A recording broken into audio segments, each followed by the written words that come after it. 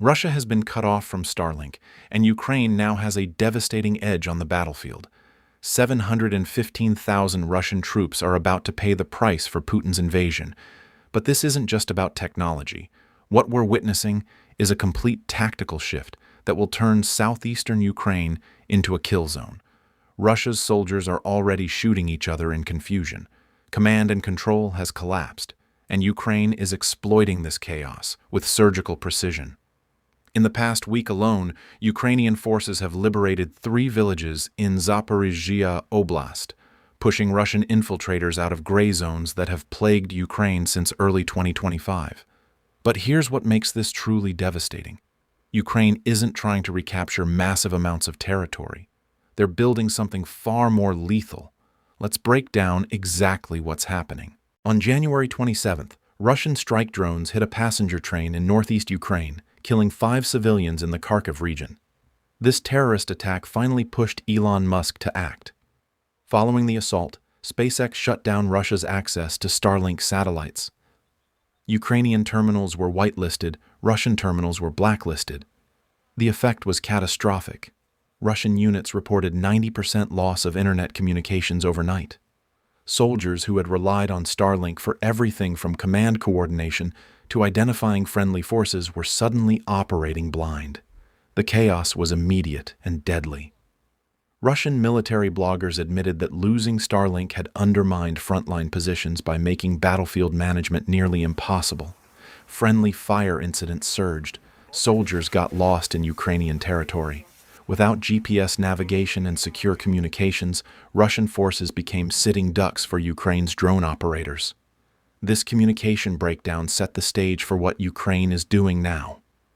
With Russian command centers unable to coordinate with troops on the ground, Ukrainian assault forces began sweeping through vulnerable positions in Zaporizhzhia and Dnipropetrovsk oblasts.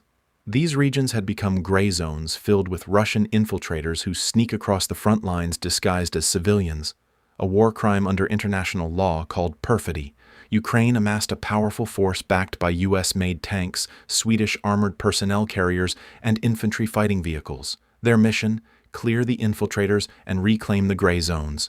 Between February 8th and 11th, Ukraine liberated the villages of Kosivtseve, Ternuvate, and Pridorozhne. Russian soldiers, isolated without Starlink, had no way to call for reinforcements or coordinate retreats. But don't just take my word for it. According to Serhiy Beskresnov, advisor to Ukraine's defense minister, the situation for Russian forces is dire. For the enemy at the front, this is not just a problem. It's a catastrophe. Command and control have completely collapsed. Assault operations have been halted in many areas. Ukrainian electronic warfare experts monitoring Russian communications confirm that nearly all Russian frontline units reliant on Starlink have lost the ability to transmit secure data, leaving commanders unable to coordinate attacks. Some Russian units have been forced to revert to paper maps and couriers carrying memory sticks, technology from World War II. According to military analyst David Axe from Euromaidan Press, the denial of Starlink service left Russian units in the Ukrainian attack zone largely unable to exchange digital data and reliant on easily jammed VHF radio for combat intelligence and orders. The Institute for the Study of War assessed that these Ukrainian counterattacks are likely leveraging the recent block on Russian forces' access to Starlink, which Russian military bloggers have claimed is causing communications and command and control issues on the battlefield. The technical reality is stark. Russia has no equivalent replacement system ready to deploy. To the untrained observer, Ukraine's recent operations look like a standard counteroffensive aimed at rolling back Russian gains. After all, Russia has occupied significant territory in the southeast since 2022, and with Moscow's forces weakened by the Starlink shutdown, now seems like the perfect time to strike. But that's not what's actually happening. Ukraine's real strategy is far more calculated and devastating. Russia had been using infiltration tactics for months, sending small groups of soldiers into Ukrainian-held areas to create chaos and stretch Ukrainian defenses. These infiltrators would disguise themselves as civilians, hide in abandoned buildings, and ambush Ukrainian patrols. By late December, Russian forces had even captured Huliaipol, a crucial logistical node, forcing Ukrainian troops to retreat. Russia established positions running 30 kilometers from north of Huliaipol to Pokrovsk and Donetsk. The gray zone along the Haicher River became a no-man's land where Russian infiltrators operated with Starlink terminals, wreaking havoc on Ukrainian defenses.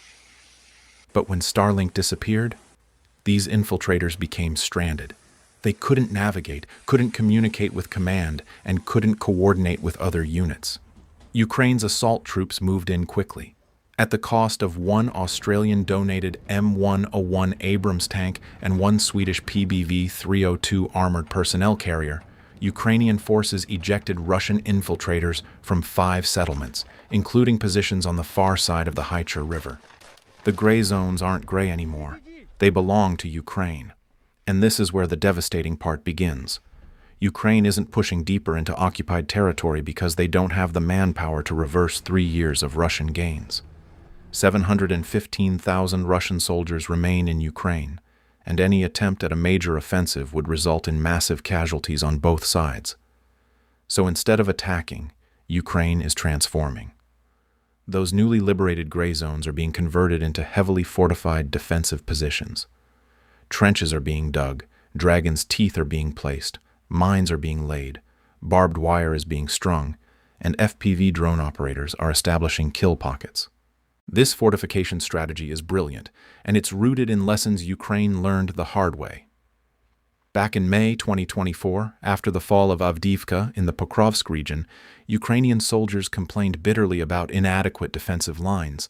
Russia exploited these weak fortifications to advance rapidly through southeastern Ukraine. A unit commander named Batyar told reporters it was necessary to increase the pace of building fortifications so that when Ukrainian forces retreated, they would retreat to prepared positions. Those fortifications were not enough. Professor Taras Kuzio from the National University of Kiev Mohyla Academy wrote that Ukraine's leadership had failed to prepare adequate defenses on the Kherson-Crimea line, including the failure to install minefields. Ukraine paid the price in lost territory. Now, Ukraine is fixing those mistakes. The gray zones being reclaimed in Zaporizhzhia and Dnipropetrovsk will be transformed into fortified Ukrainian territory. According to French military analyst Clément Mollin, analyzing the Ukrainian operations on social media, recent Ukrainian counterattacks along the Huliaipol axis confirm that Russian force density in certain sectors remains relatively low, enabling well-coordinated Ukrainian assaults to achieve rapid, localized territorial gains. Mollin added that what we are witnessing now is a clear Ukrainian tactical success and a notable Russian setback.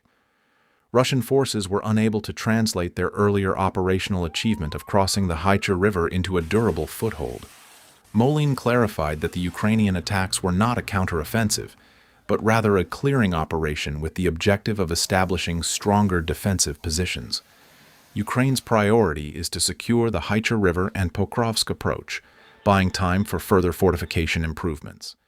Ukraine is building nodes of small-scale fortifications designed to funnel Russian soldiers into pre-designated kill pockets, where they'll be destroyed by drones and artillery. By creating choke points, Ukraine aims to maximize Kremlin casualties and capitalize on its advantages as the defending party in a war of attrition. And Ukraine knows this works. In 2025, Russia suffered an estimated 415,000 battlefield casualties in return for tiny territorial gains. By year's end, Russia was still overdue in taking Pokrovsk, a city Putin's forces had been attacking for months. Russia is walking straight into this trap. According to the Institute for the Study of War, the Kremlin is building up for a renewed summer offensive that will mirror the failed offensive of 2025. That offensive tried and failed to take Pokrovsk, so we can expect Russia to attempt the same goal again, with pushes in the Sloviansk-Kramatorsk and Orikhiv-Zaporizhzhia directions. In other words, directly into the fortified kill zones Ukraine is building right now. But there's a major problem with Russia's plan. The Institute for the Study of War reports that the Russian military command is planning to deploy its likely limited strategic reserves to this planned summer 2026 offensive.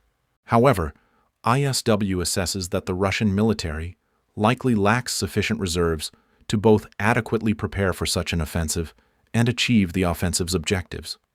Russian forces have been struggling to make significant advances in the area, and the math doesn't work in Russia's favor.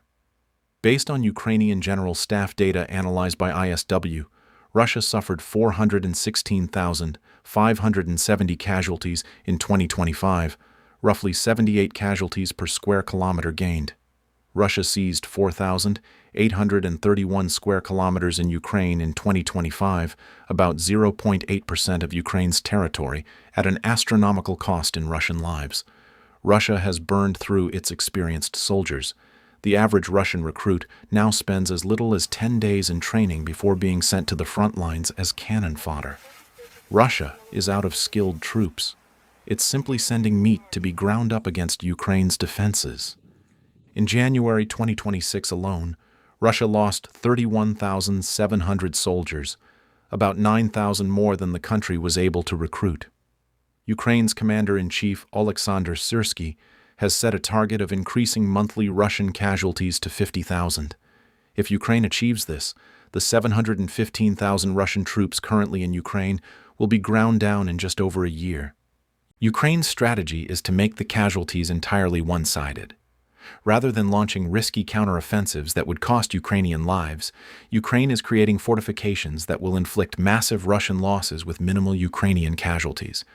When Russia's summer offensive begins, poorly trained Russian soldiers will crash against these fortifications like waves against rocks. The only tactic Putin has left is to send cannon fodder into Ukraine. In Zaporizhzhia and Dnipropetrovsk, that cannon fodder will be destroyed. With Starlink still down and no suitable replacement available, the odds are that Ukraine will make more advances in the coming weeks, all in service of this fortification strategy.